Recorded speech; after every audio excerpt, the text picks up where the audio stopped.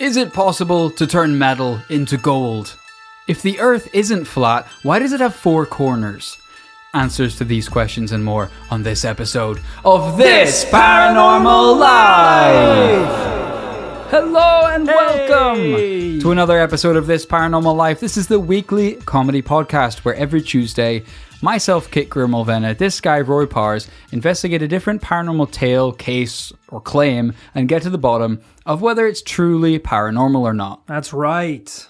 How are you doing today, Rory? I'm doing fantastic. Already excited because you mentioned the possibility of turning metals into gold, which I don't want to go off on too much of a tangent here because we like to get straight into the episode.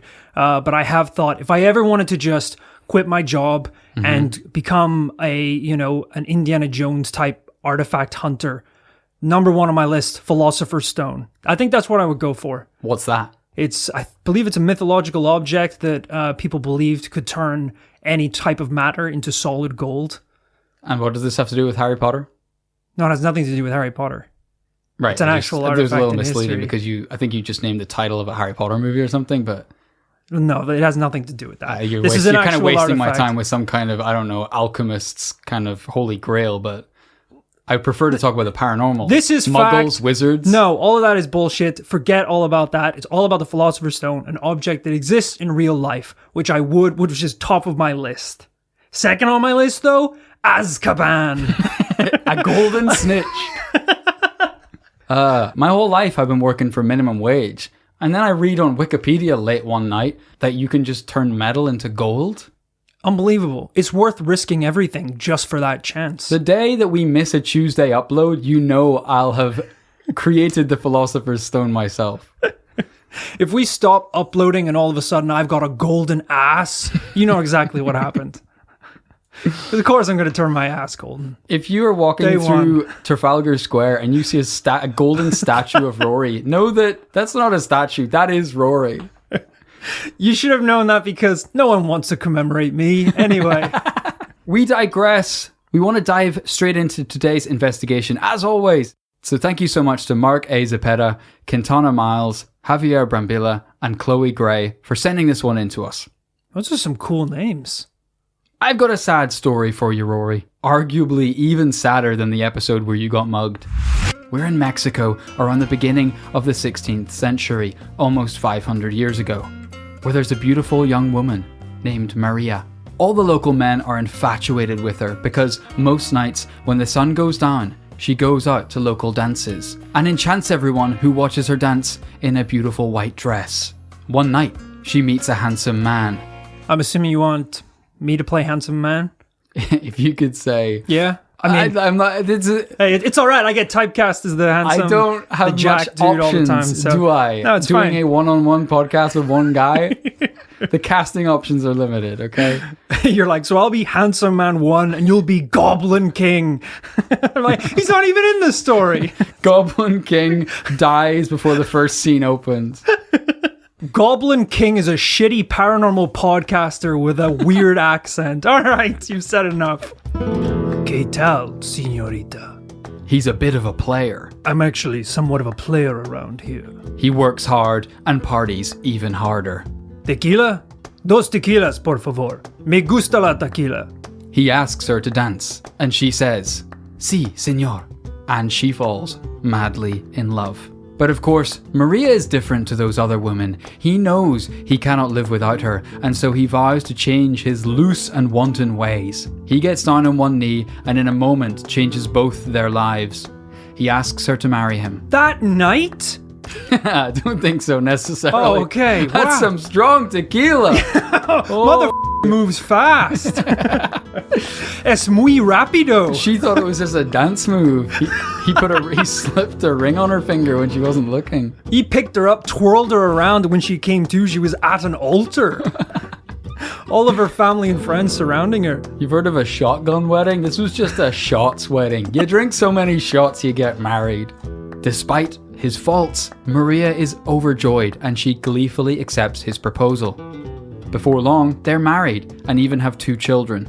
However, old habits die hard. It doesn't take long until Maria's husband is up to his old tricks. So right after the babies are born, he's out partying all night, chasing other women.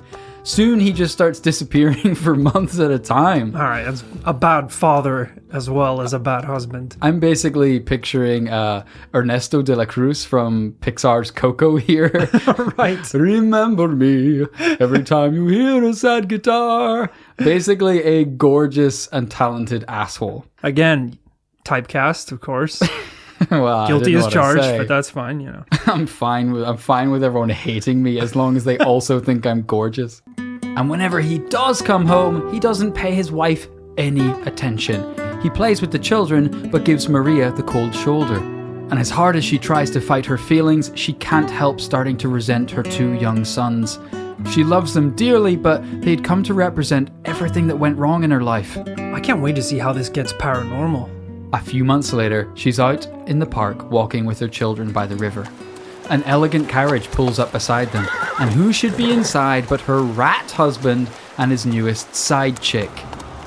He gets out of the carriage and completely ignores the awkward, horrible situation in front of him.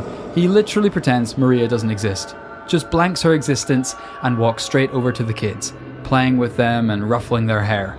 Maria watches in disbelief as he turns to get back in the carriage, rage rising inside of her. Her vision clouds with white anger and hatred, and she lets out a dejected, blood-curdling scream.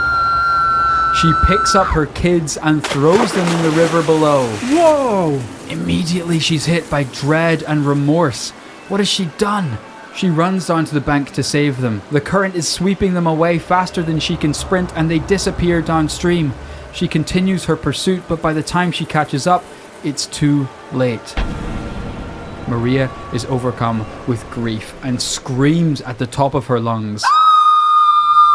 As the days go on, she cannot be consoled. She cries around the clock. She won't eat, and she spends every waking second by the riverside hoping her boys will be returned to her somehow. Her lovely white dress gets torn and dirty. No longer is she the beautiful woman that once turned the head of every man she met. She's tortured by what she's done to her children. As the weeks go by, the locals stare at this walking skeleton that sobs by the riverside day and night. And before long, she succumbs to death herself. Some say she starved to death, and that she had just given up living. Others say she drowned herself, committing herself to the same fate that befell her children. We'll never know for sure. The heartless townspeople breathe a sigh of relief that they won't have to deal with this hysterical woman any longer. But they would come to regret that thought. The legend goes that when Maria passes away, her spirit ascends to heaven, where Saint Peter is waiting to greet her. She shouldn't have got that far. I mean, I know she's not in heaven, but I mean, even bringing her to the gates is too far. You know, yeah, whenever she died, even just feeling the slight kind of, jolt the elevator gives whenever you're going up, she's like, wow, really? Honestly, surprised. Ah, Maria, my child, welcome home. But wait, where are the children?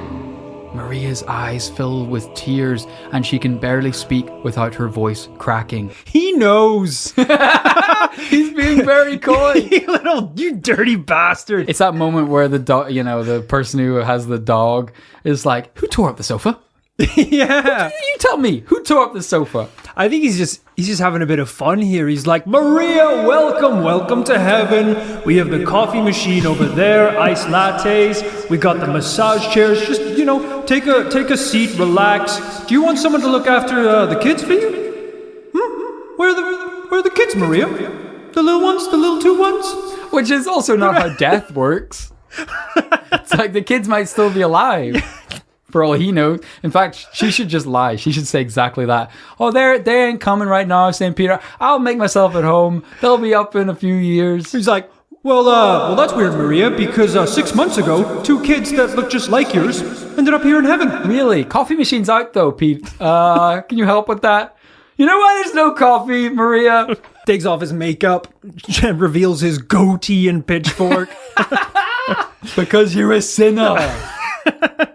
I've never seen your kids. They're up in the good place. She can barely speak without her voice cracking. They're dead. I killed them. You are banished from heaven. I curse you to roam the earthly realm alone for eternity. Just a few days after her death, an ear-splitting wailing fills the streets of Maria's hometown after dark. People are too afraid to leave their homes. Soon, the name Maria is forgotten, and the townspeople started calling her La Llorona, the weeping woman.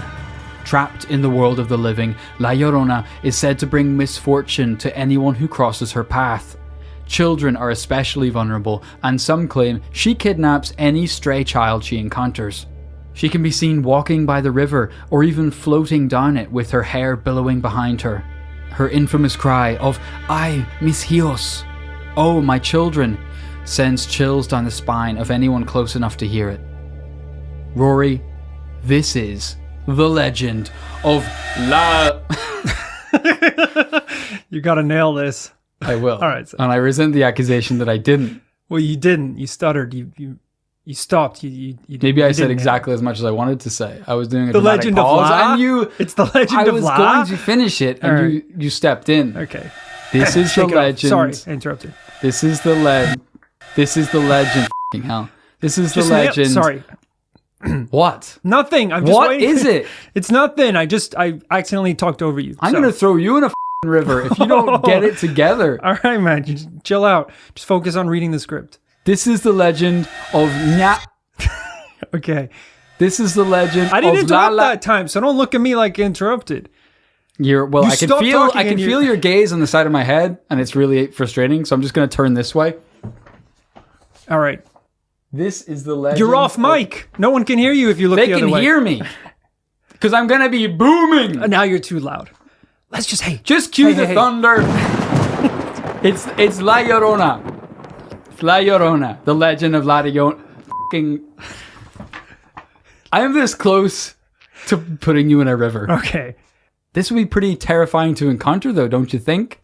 Don't try and now be friends. You just said you wanted to drown me in a river, and now you're like, what do you think about that, I would buddy? throw you in a river. I said I would. Well, also that cut that from the episode, so no one heard the bit where I said I was going to drown you, and it would have passed. Well, now you have to cut fine. this bit as well, don't you? Because you just mentioned it again. So what do you think, bud? Pretty scary stuff, huh? Can you swim, bud? I hope you can. Wow. I mean, look, when we look at paranormal stories where someone is in ghost form haunting the mortal realm, it is usually because, they have some unfinished business. They have undergone some sort of turmoil here on Earth that means that their soul refuses to rest. That kind of ongoing turmoil doesn't get much more dramatic than you threw your children in a river. It's every parent's worst nightmare. Yeah. That you are the nightmare. Yeah, pretty much. Were there no kind of repercussions for the husband? Was he just out of the picture after that? Yeah. I don't know if he even noticed, honestly.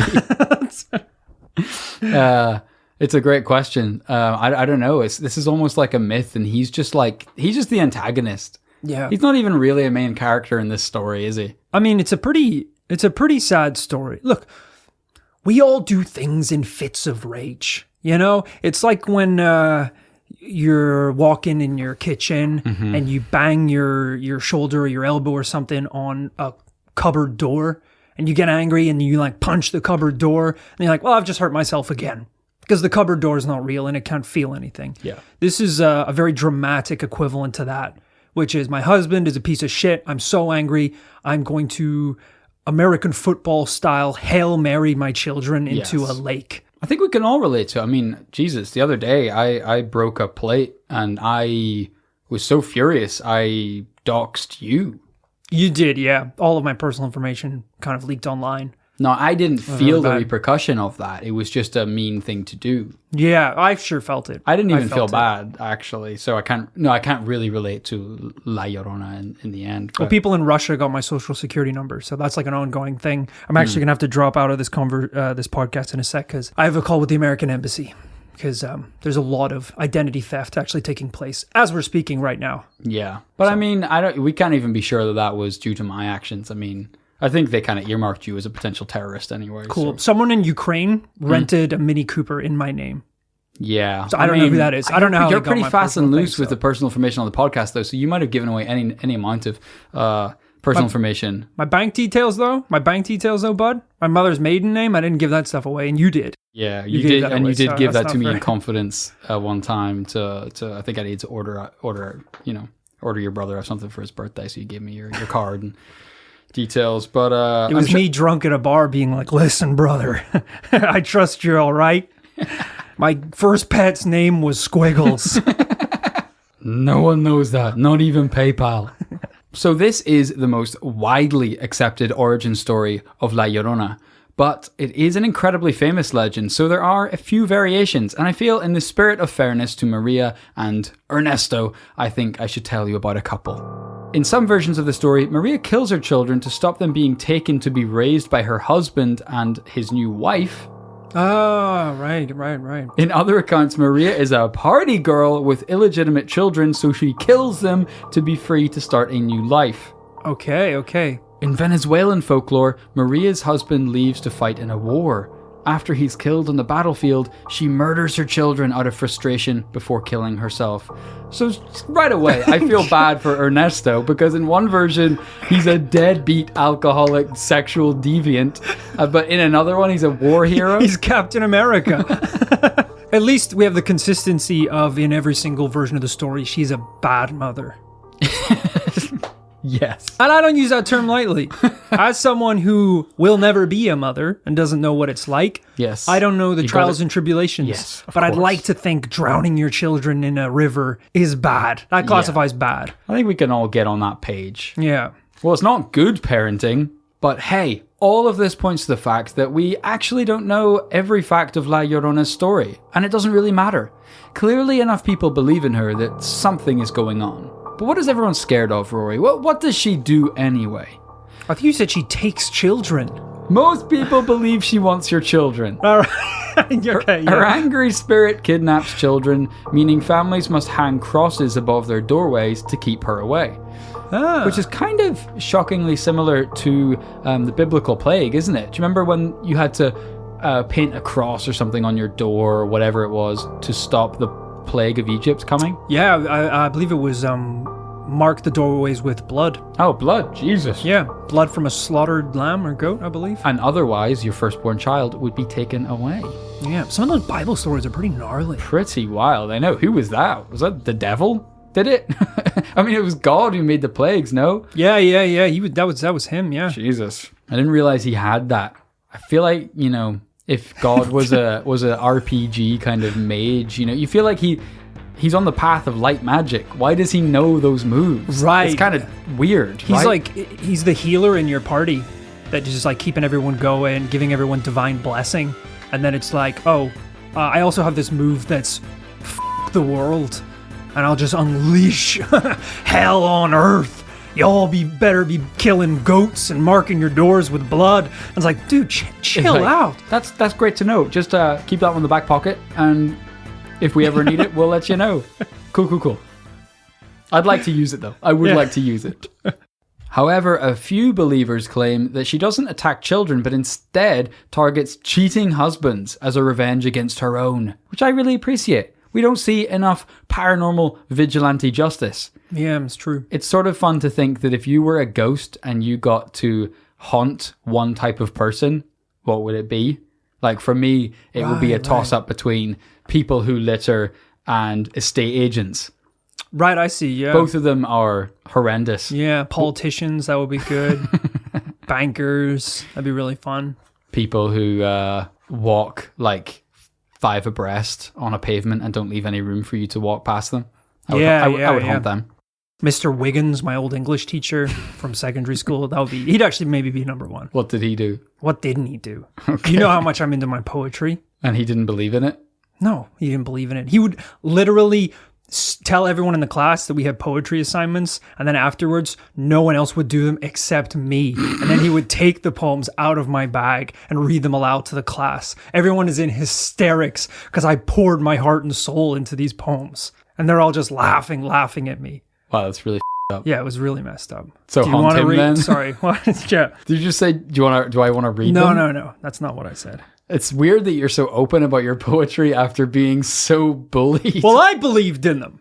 I believed in them even though Okay. Mr. Wiggins didn't. Cool it, bro. Sorry. It's just a sensitive topic. I've never seen that kind of anger in your eyes before. Yeah, well, it comes out in the poems as well. This one's called Wiggins. I dream about slitting your throat. Yeah, if you Mr. ask Wiggins. if you ask my parents or the principal about my poems, they're going to tell you that they were all nasty letters about Mr. Wiggins. But they're goddamn liars and rats. Just like Wiggins himself, a dirty coward. This is you at an open mic poetry evening. Everyone's in the audience like, Yeah. They don't even rhyme. This poem's called Wiggins. it's just a rant. I will kill you, Mr. Wiggins. This one's not so much of a poem as it is a knife. All right, give me the poem. Not really a poem, but I cut the brakes in his car. It's more of a visual performance. I slashed his tires. I love the idea that he never even criticized your poem. He just said, he gave you like a B- on a creative writing assignment once, and you're like, you. After class, he's just like, Rory, I'm genuinely really worried about some of the work you've been presenting in class, and I just want to spend some one-on-one time getting to know you and talk about the struggles that you've been having at home. You, Mr. Wiggins. What? He's like the nicest teacher in the world. You're a dead man. I'm 11 years old. So at this point, you or our listeners might be thinking that this whole story is played out already, that we know how this one ends. Granted, we have talked about plenty of ladies in white before. But do not be fooled, Rory. La Llorona is built different. This story is hugely important to Hispanic people over the world because the story itself has ancient origins. In the early 1500s, 10 years or so before Mexico was colonized by Spanish explorers, Emperor Montezuma of the Aztec people had a vision. He saw the future fall of his great nation foretold by 8 dark omens. Whoa. Furthermore, he claimed that all of the things he envisioned would come to pass within the decade. I mean, 4 or 5 dark visions, sure, but once you're getting up to 8, you can't argue with that. I would argue that we're already up to 7 or 8 dark omens here in the UK. Oh, yeah. We're maxing out here. Whenever they took away hash browns from McDonald's, 1. That's 1. Wait, did they do that? I'm trying to Stop the pod. Hold on. Whenever they started deep frying pizza in Scotland, that's honestly could be dark omen 2 through 8. I thought that was a good omen. I think we're moving in the right direction for that. I want to live in the hell world. Here are the Emperor's predictions that allegedly all came true. 1. A plume of fire appeared in the sky. 2. The temple of the god Huitzilopochtli burned to the ground. 3. A monastery was struck by lightning and caught fire, despite the weather being otherwise calm. These all sound like the one event. 4. Like the comet hit the temple, which burned to the ground. Wait till you hear the next one, and then you're going to think different. Balls of fire streaked across the sky, roaring like lions. Yeah, it is kind of similar. It's kind of similar. I'll give you to that. The first one. 5. Lake Texcoco flooded and caused widespread destruction, even though there hadn't been a rainstorm. 6. Fishermen caught a strange grey bird in their nets and presented it to the emperor. Is that a bad omen? Oh, Is that just a thing? Maybe they thought it was some kind of hell bird. Fair play. That was a very specific call. Yeah. It's like the others is like, yeah, sure, maybe something will burn down. Maybe we'll see something in the sky. This one's like, a fisherman at 2:30 on a Wednesday will catch a bird in a net. 7. A 2-headed man appeared in the streets. The citizens knew the emperor had a human section in his private zoo, so they overpowered the 2-head and took him to the palace. What? Apparently this one is very true. Apparently it's documented that the emperor had people in his zoo. With 2 heads? I mean, there are conjoined twins out there, right? With 2 heads? I think so. Wow. No. Really? Number 8. Okay. The sound of a weeping woman could be heard at night for several consecutive days. People heard her cry out, "My children, it's already too late." Whoa, is this the woman that we've been hearing about? Was La Llorona the final omen heralding the conquest of Mexico? Wow. So this is pretty cool. You can see why, potentially, it's so deep in Latin American history and culture is because this was one of the omens that led to the fall of Mexico to the Spaniards. What's the time frame we're looking at here from when that was a claimed prediction to the actual events that transpired? Apparently 10 years. That's so short. Yeah. I thought you were going to be like these are ancient. Yeah, my no, God. I think this was part of the deal was that, they had predicted the apocalypse for them, the end of their civilization. And then, lo and behold, Cortez and his mates, those guys turn up and decimate South America. Wow. So they kind of called it. And because La Llorona is so deeply felt in Latin American history, a lot of people take it very seriously. So I thought it would be cool to hear a very recent experience. How recent are we talking? The 90s. That's pretty recent. Compared to 1500 it is. La Llorona is wearing Nikes. Nike Blazers. This happened yesterday. To me. She's in Shoreditch. She really is. The following story was posted on truehorrorstoriesoftexas.com by user DJ Underdog 85. It's a normal evening in the mid-90s. DJ is 11 years old and he's up late in the living room watching Jay Leno. In a haze, he realizes he must have drifted off because it's suddenly pitch black. The oven clock says it's 4 a.m. Just as he's considering crawling into bed, somebody starts screaming outside the house. It was so loud, it felt like it was coming from inside the room. The source couldn't have been further away than a few feet. Animals started going berserk outside. What began as incoherent screeching morphed into comprehensible words. Ay, mis hijos. DJ bolts to the light switch, but the screaming continues. He wonders if he's going crazy and just hearing things. His parents are still asleep. Is this all in his head? He decides to wake his parents up. They're not letting you stay up again after this, by the way. This is genuinely creepy. It's freaking me out. He's lost his late night Jay Leno privileges as an 11-year-old. He starts waking them up. He reaches their bedside and shakes his mother awake. As she opens her eyes, the screaming fades away to silence. She tells him he was dreaming and promptly falls asleep again. He sits awake in the living room until dawn. The thought that's disturbing him the most was the idea that whatever was screaming only stopped because he'd woken up his mum. Right. So if he'd remained alone, it would have come for him. Maybe whatever was out there could sense these things, like an evil Santa. He knows when your mom is sleeping. He knows when she's awake. DJ Underdog 85 fell asleep and wasn't bothered by La Llorona again that night. Sadly for him, however, it wouldn't be his last experience of her. Fast forward 10 years, he's working his first job in a local supermarket. He's given the early shift, starting at 3 a.m, and he's out back dumping some old milk crates. Being the new guy, his co-workers decide to give him a little hazing. They lock the doors while he's at the dumpster. He pounds on the door, but nobody lets him back in. They decide to give him some hazing. His co-workers drowned him in a river. As a goof. As a lighthearted prank, they threw him off a bridge. Haha, guys, very funny. Well, the joke's on you because I'm not even scared. As soon as the sentence escapes his lips, he hears the awful cry of La Llorona once again. The sound takes him back to being a terrified child. He's got to get back inside, and fast. Let me in! Let me in! There's somebody out here! What the f***? Let me in! He hears his co-workers laughing inside and starts to lose it. He kicks the door with all of his might as the sound of the screaming inches closer. Without warning, the door opens and one of his colleagues pops his head around the frame. Why the f*** are you screaming so loud? It's just a prank, bro. DJ Underdog 85 pushes past him and slams the door as the yelling continues out back. Whoa, wait a minute. I think someone's in trouble out there. There's a lady screaming for help. But DJ bars him from opening the door again. I don't think that's a lady.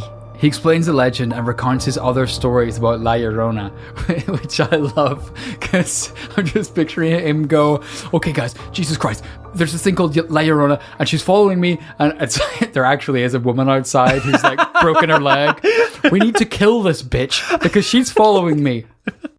His co-workers ask him if she's following him or if he's cursed, and he might well be. Because even that wasn't the last time he encountered the demon. Wow. I mean, it's crazy enough that in this instance, his co-workers could also hear it. Yes. So it's not something that's just isolated to him. Totally. A bit like, what was the Whistler? Could Bro, other this people is hear so that? the Whistler. Yeah. Yeah, it's someone who's kind of been haunted by this whistling sound all of their lives. And it's the same whistling they heard from when they were a kid to 5 years later to 10 years later. This same noise following them around. Very creepy, very similar vibes. Noise-based paranormal things are quite scary. Aren't Yeah, they? really. It's like, really wasn't that The Ring was like the...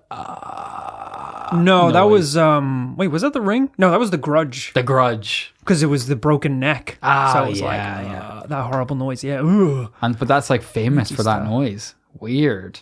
And of course, The Watcher is most famous of all for its annoying Iconic voice. An iconic voice that's made people stop listening to the pod in record numbers.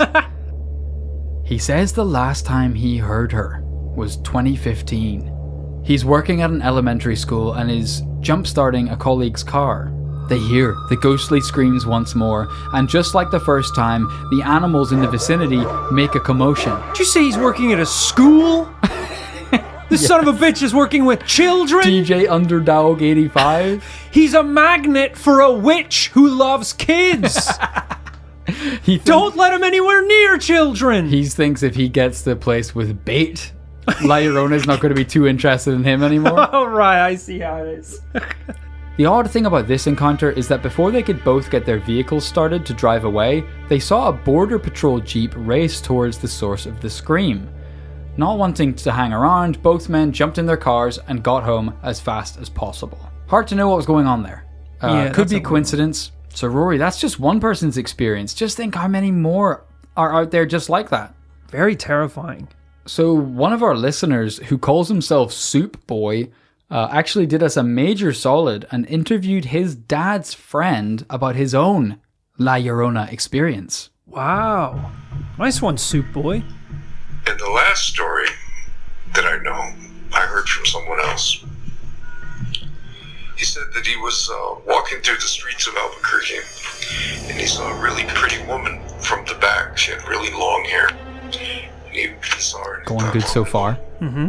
You know, find out her name and talk to her. As he started to approach her, he said she turned around and he got a chill. He didn't see her whole face. So, but he got a chill, and then he decided, I'm not going there, and he started to run. As he turned the corner, he heard the woman crying. He ran to a restaurant that was still open at that hour of the night. It was about 11 o'clock or midnight. He went to the restaurant, and he said that everybody in the neighborhood must have heard the crying, because he walked to the restaurant, everybody had their back turned to the window. And when he walked in, the waitress saw him and took him immediately into the kitchen and gave him a glass of sugar water to take care of his susto, or fear, to help him calm down. And then she told me to just stay there in the kitchen until everything passed. So. Thank you. Thank you, Soup Boy, for this first class and first person investigation. What do you think of that? So this guy essentially believes he might have encountered the real La Llorona, but not just that, that hearing the crying or the screaming of La Llorona, everyone in the neighborhood turned away from the windows, didn't want to look, and were like, get inside. Yeah, so it's like a common occurrence for these people. They're used to it Apparently. by now. I definitely did see a couple of stories from New Mexico, that kind of area. I don't know if this is quite prevalent there. Wow, that's terrifying. I mean, almost kind of karma for this dude just randomly approaching a lady on the street at 11 at night on a dark alley. Yeah. You kind of get what's coming to you, brother. Wow, super scary though. I like that it seems like the local residents around this area are kind of so used to it now that they're like, get them inside, get them some sugar water. Yeah. We know what to do. Do the whole routine. It's like an air raid siren. They're just waiting for it. Rory, I know what you're like. I know you need physical evidence to believe a story on this paranormal life, so feast your eyes. All right, Kid has handed me an iPad with a video teed up, ready to go. I have zero idea what's going to happen when I hit the play button, so... It's one of those scare videos. Jesus, I am terrified. It is a double yes. Oh my God!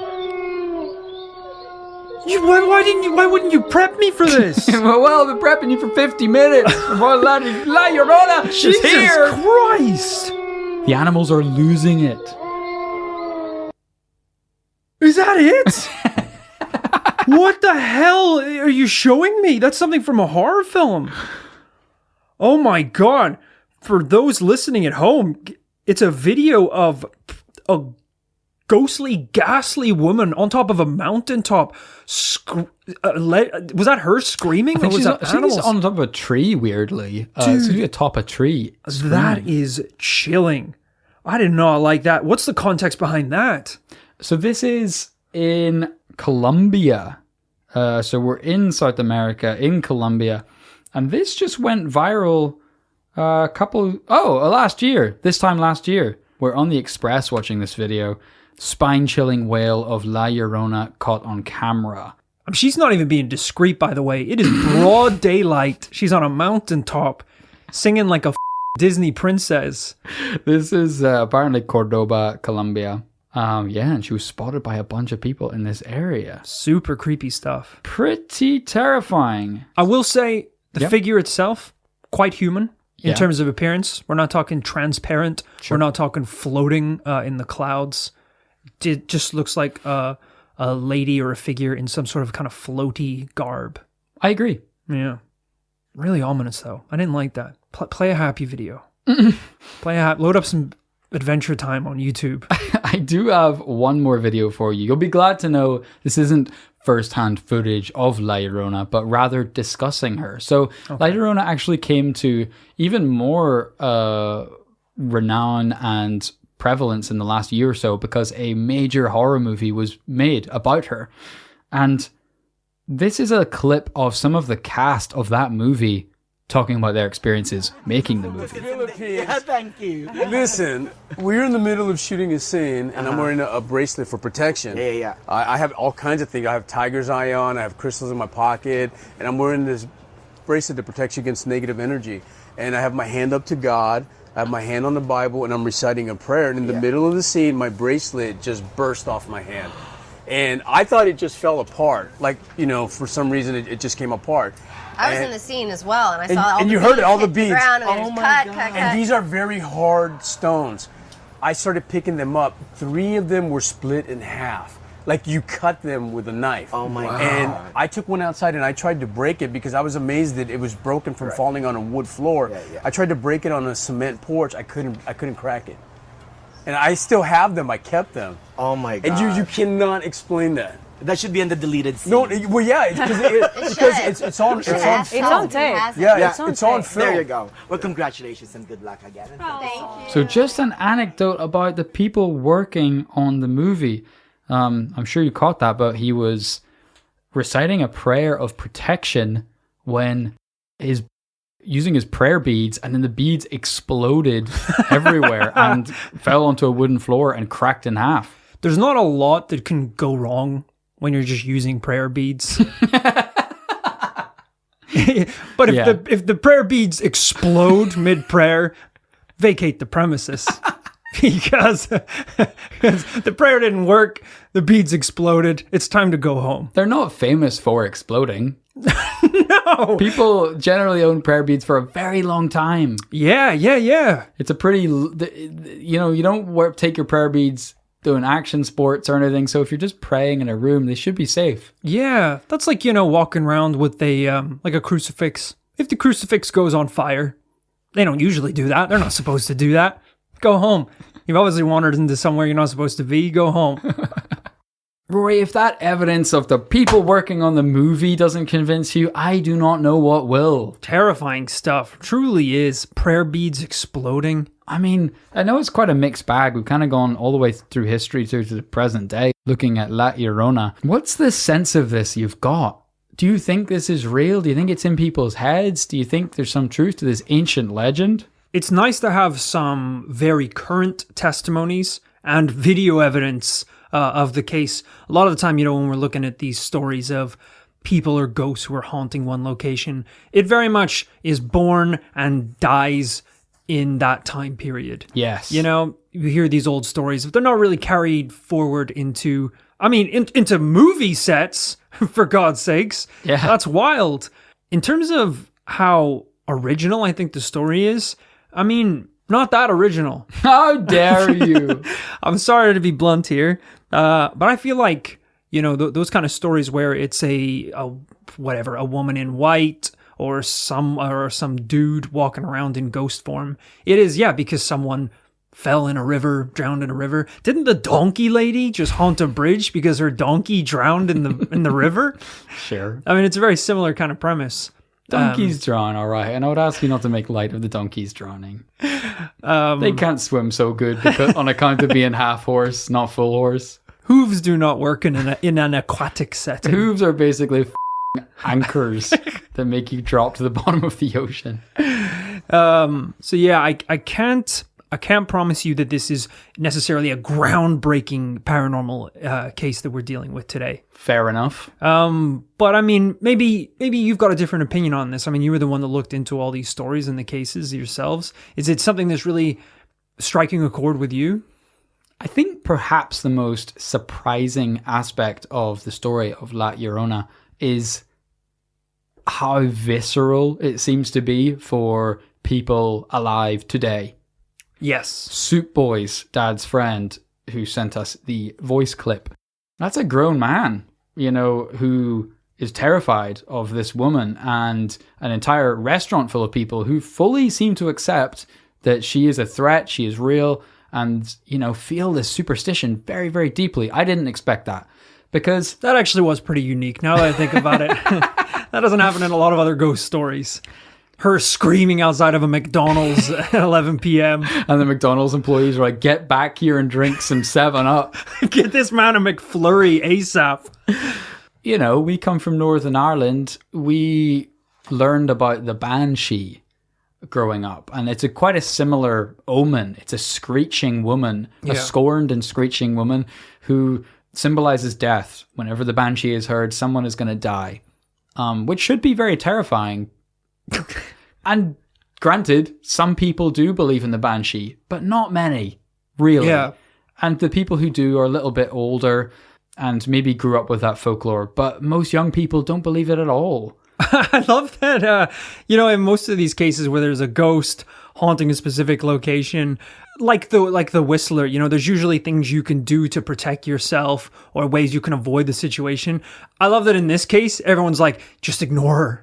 Yeah. Just ignore her. Don't look at her. Don't give her any attention. It's not working because she's still here and she's still pissed and wondering about her kids. Someone should probably can we get a address priest in here? Someone who's going to do something about this? Yeah, maybe if you, I don't know. I'm not saying you sacrifice 2 kids or anything like that, but maybe push her into the river.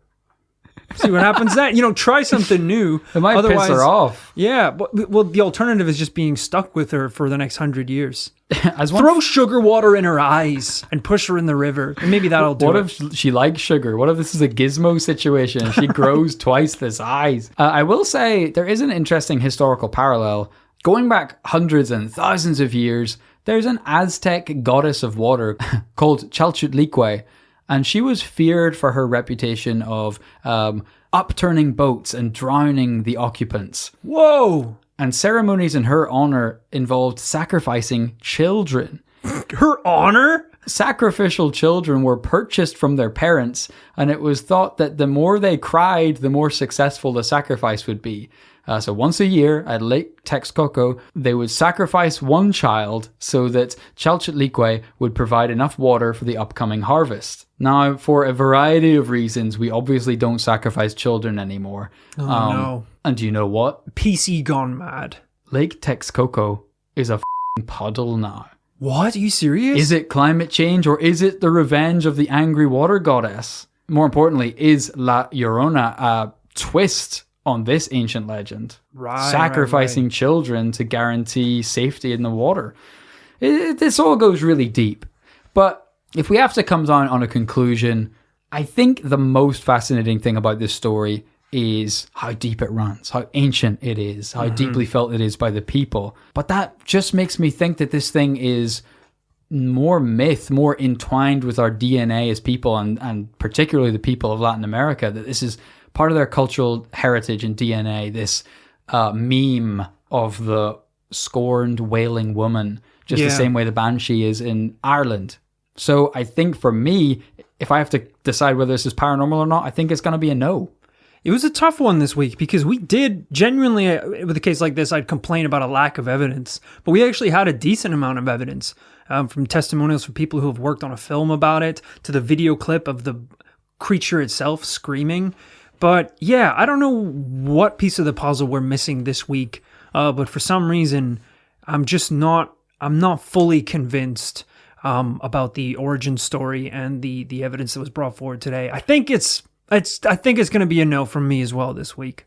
I think this could be a controversial one. Yeah, we've had a lot of emails about this one, and I think people do feel pretty strongly about it. So let it be known I'm pretty on the fence.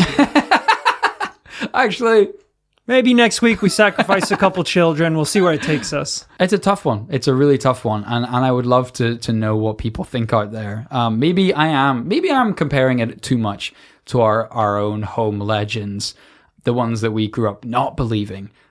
Maybe I'm not appreciating the reality of La Llorona.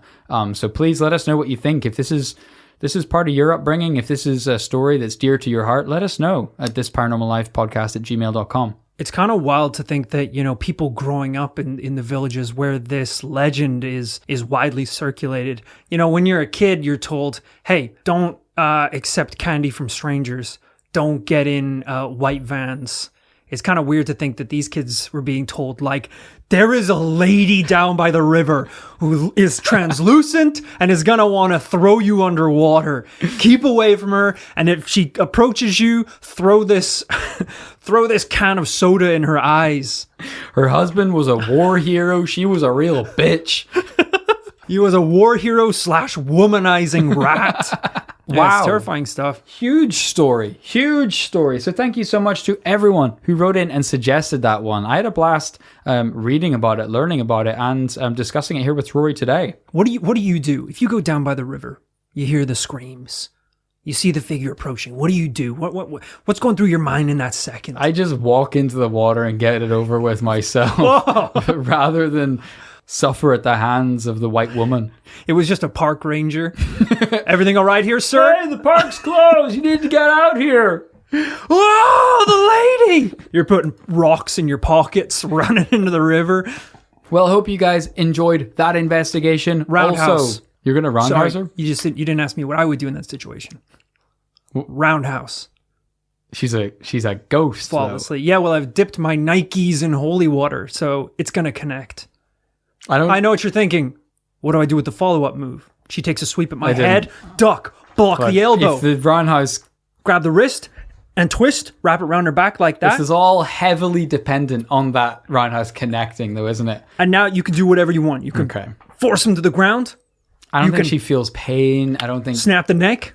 She's already dead. And I got my... she's already dead. I got my prayer beads ready to burst any second. Mm-hmm. So I'll just put that shit... Well, it didn't do the guy a lot of good in the movie set, did it? I'll put that shit right up against her face and I'm like, pop him now, you little witch.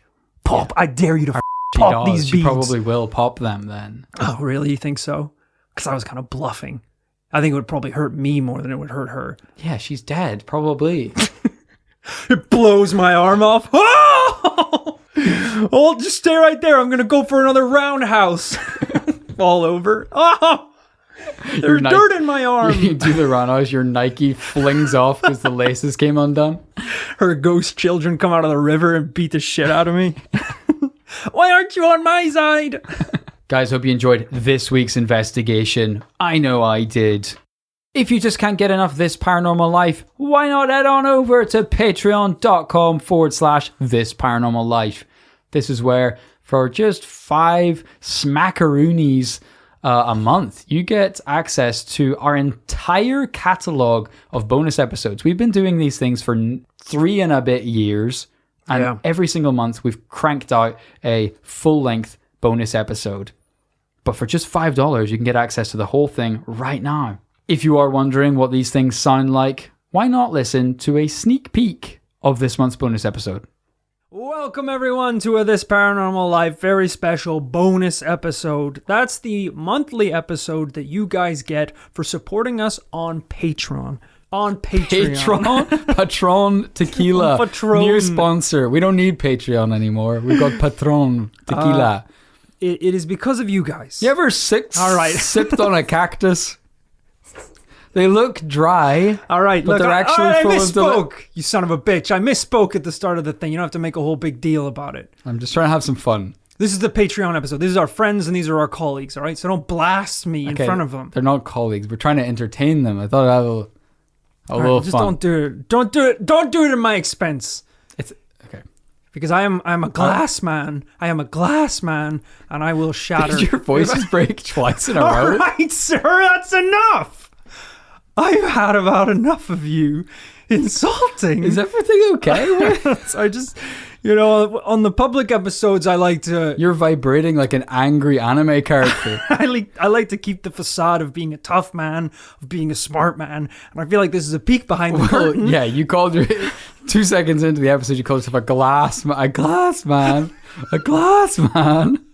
Is it getting hot in here? I mean, for real. Look. All right, I didn't know you were on the edge. I'll reel it in a little bit. Please. I'm fragile and I need to be handled with care. Okay, were you up late last night? I was up very late because of this case. Oh. That's right, brother. Turns out the glass man actually is capable of doing some pretty good paranormal research. Yeah, ass man? Wow. Crazy to think you can get access to episodes like that and more for only 5 smackaroos, I think you said. Smackaroonies a month. But we do understand. Now is not exactly a great time for many people to be spending extra cash. So if you do love the pod and you would like to support us in a different way, one of the best ways to do it is to give us a review on Apple Podcasts or wherever you can leave us a review in your podcast player of choice.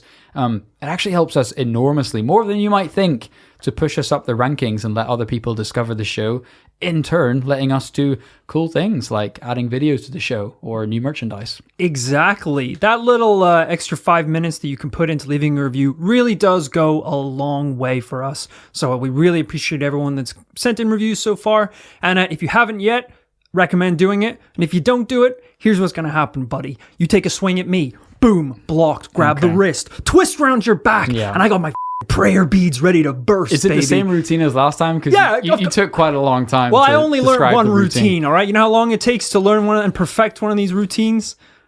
It's also a bad idea because if you're going to do this to someone, you've just told them the routine. They'll block the first roundhouse, grab your foot, dunk you in the river. Shit. I didn't even think about that because a lot of my routines start with a perfectly placed roundhouse. Yeah. They all do. Yeah. Okay. All right. I forget you actually heard any of that. Leave the review and... It sounds like you're going to try and do the same routine no matter what, by the way. So, you heard it here first. Leave a review or else. Thank you so much to Cami Toman for editing this episode and to Amy Grisdale for researching it. We will be, of course, back next week with a brand new investigation. We look forward to seeing you then. Until then, remember to live fast, investigate, and die young.